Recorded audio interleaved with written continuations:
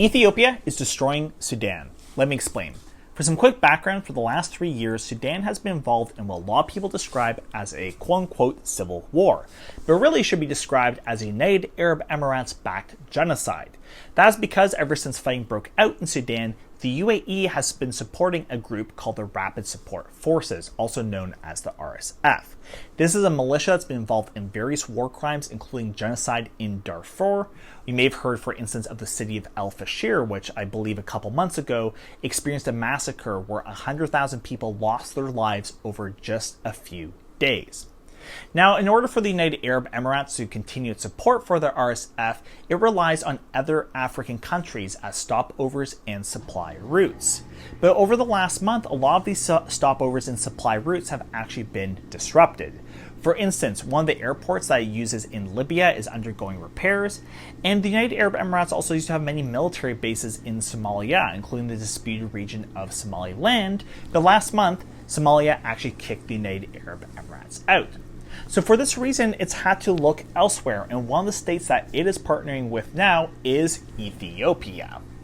Now, we've seen, for instance, in the last month, a rapid increase in suspicious planes that are arriving in Ethiopia, likely bringing weapons. And this was all confirmed because in the last few days, fighting has now broken out in the region of the Blue Nile State in Sudan, a region that actually borders Ethiopia.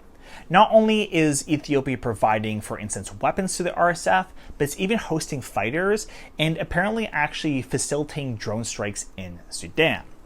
This is absolutely terrible because, of course, in recent days, the Sudanese armed forces have actually been making progress against the RSF, lifting the siege of 2 major cities in Sudan. If you look at a map of Sudan, most of the fighting that's occurring is in the western part of the country, but with Ethiopia now opening a front in the southeastern region, this means that the Sudanese armed forces are going to have to instead devote more resources there.